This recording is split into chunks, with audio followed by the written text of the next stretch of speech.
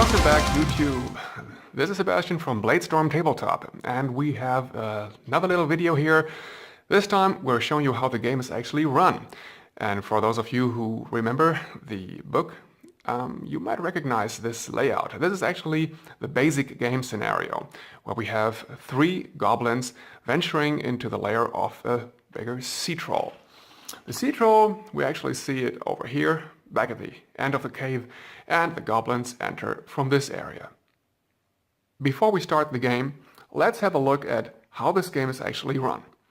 First off, Bladestorm is divided in turns, and to visualize this, I have made this little marker card here, this sequence chart. And you can run, if you want to, an initiative at the beginning of the game. Once you have run the initiative, it will stick with the players throughout the entire game, so there's not another turn to run initiative in between turns. Then the player who won the initiative is player 1, and he starts. He gets to have his first phase. In this phase he can move, make a ranged attack, or cast a spell. Once he's completed that, he can go on to the second phase, where he can rally his scared and terrified combatants. Right now we don't have this here, so it doesn't apply. In the third phase, he has to have a melee attack. And then, once this phase completes, all the combatants that he attacked in his turn get to have a counterattack. Once these counterattacks are finished, it's time for player 2 to have his first phase. In his phase, now player 2 gets to move, make a range attack, or cast a spell. He also gets to rally, and then in his third phase, make a melee attack, which again, of course, gets to have counterattacks by the attack combatants of player 1. Once all combat has run its part, has run its course, remove the defeated combatants and start anew. In Bladestorm, each miniature has its own little card. And for those 3 over here, I have prepared little combatant cards. Now let's have a look at those cards. As we know from the introduction scenario, it's Crow, a greater goblin, Montu, a lesser goblin, and Ark, also a lesser goblin. When we look at the cards, they have a stat bar in the upper part, where all the most important information is collected, like how fast and how far the miniature can move, also what the defense is, and the endurance, and so on. Then comes the weapons box. Weapons box supports 4 weapons attached to each miniature. And then here is the hit points box. The hit points correspond to the endurance stat over here. If the miniature is a leader, then you have values in this box. It doesn't apply for the basic game scenario as well. The spell users, the spells that the miniature knows can be entered here. What's again important is the lower box, because it states what race the miniature has, what base size you want to have on the miniature, and very important, the total point cost, because the total point cost of a miniature corresponds to the experience that you can get.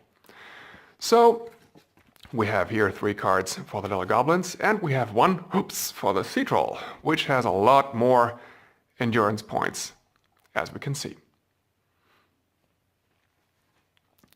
Now let's start the game.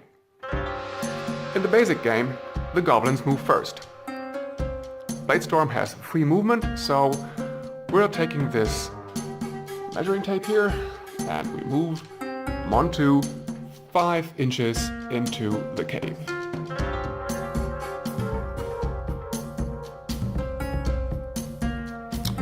The others get to follow,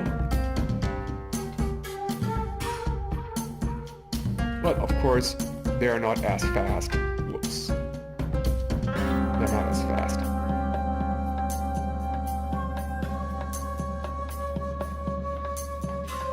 Next is the sea troll's turn, because now they have moved as far as they can, but there's nothing to attack. The sea troll smells fresh meat. Of course, he can run up to 7 inches, so it's easy for him to get into base-to-base contact.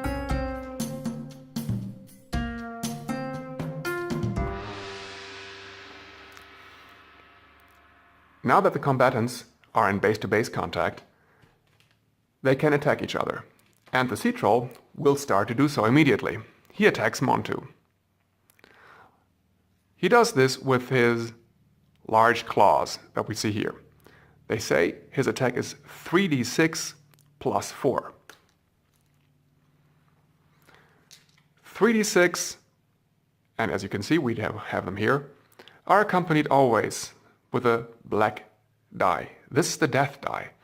If the death die shows a 1, it's an automatic hit, a lucky hit. So, he attacks Montu, and we have 4, 6, 8. Plus 4 is 12. Now, 12 has to be larger than Montu's defense. Montu has a defense of 7. He uses his shield against the attack, which boosts him to 11. But since the sea troll has scored a 12, it is greater than the 11, so the sea troll hits. Now to see how much damage he does, let's have another look at his card. The sea troll scores damage high plus 2, which means it's the 4 plus 2 means 6 points of damage that Montu has to suffer. Now we record damage.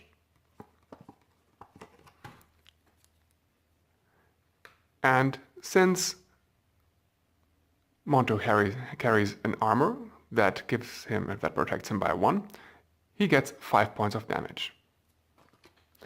Now, since this is the basic game scenario, we're not going to run with we're not going to do morale checks, because if it's a regular game, regular rules game, he has lost half of his hit points and has been reduced to the M, which forces him to make a morale check. Now, Montu gets to fight back. Montu does so with his scimitar. He attacks with 3d6 minus 1. Let's see how he fares. This doesn't look bad at all. It's a 10, a 13, minus 1, 12. 12 beats the troll's defense, and Montu makes damage. He damages also high plus 2, which is 8 points of damage reduced by the armor type, means 6 points of damage.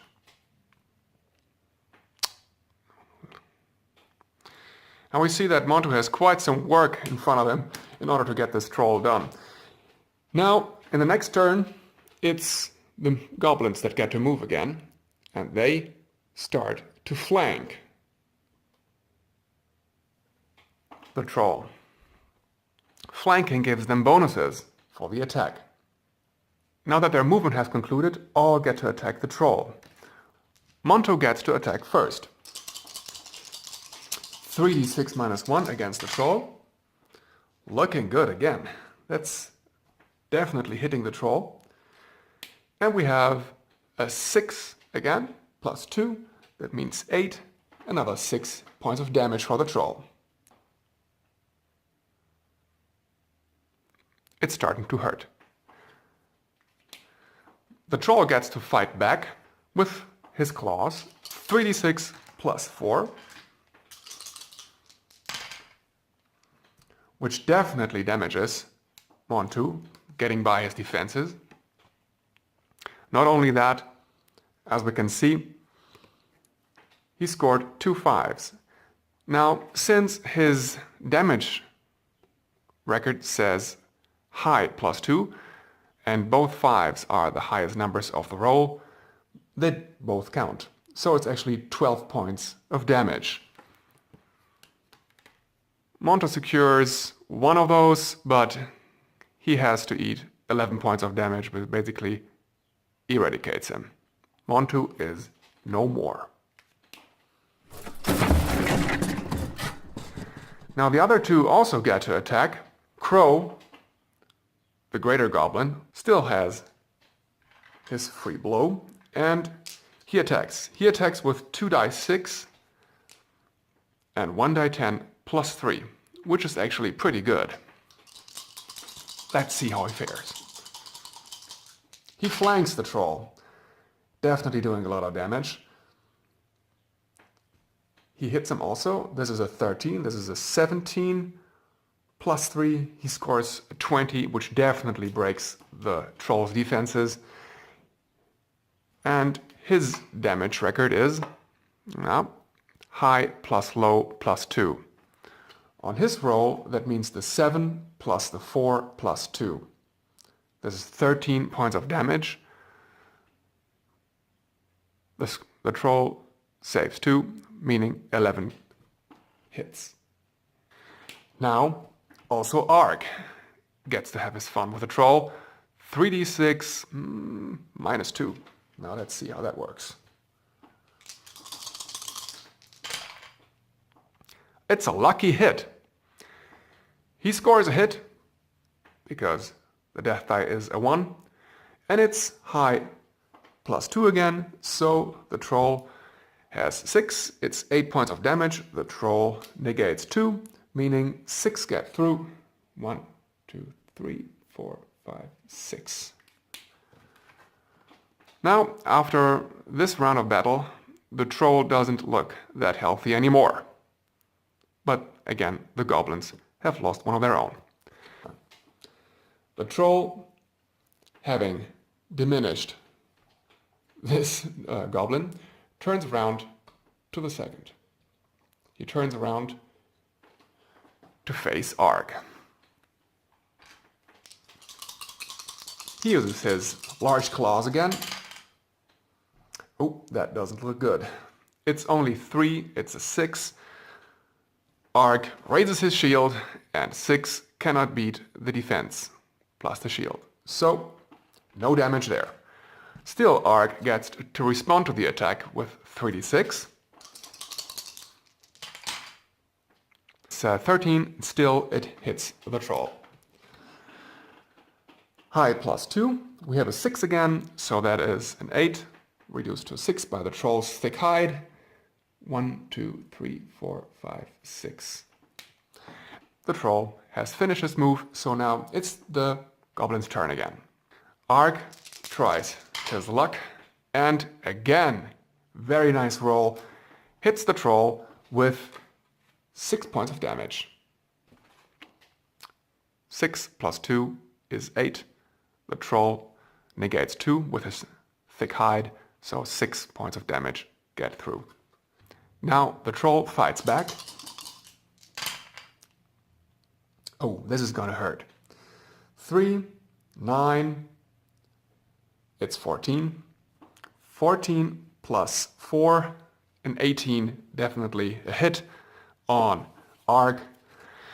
It's 7 points of damage for him. This almost destroys Ark.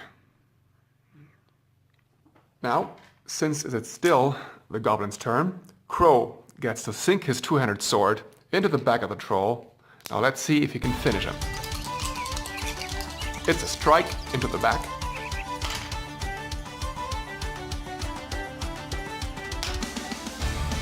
Looking very good there. We have 2 6s and a 5, coming up to 17 plus, let's see that, 17, it's a solid 20. 2d6 plus d10 plus 3. And now, when we come to damage, it's again 2 6s plus the low plus 2, meaning that basically that all dice count. Because the 6s are the highest numbers and the 5 is the lowest number, meaning that we have a complete 17 as damage. And now we still get 2 more, so it's 19 points of damage. Even if the troll can take away 2 points of that, his remaining 10 points are looted. And thus Crow slays the troll.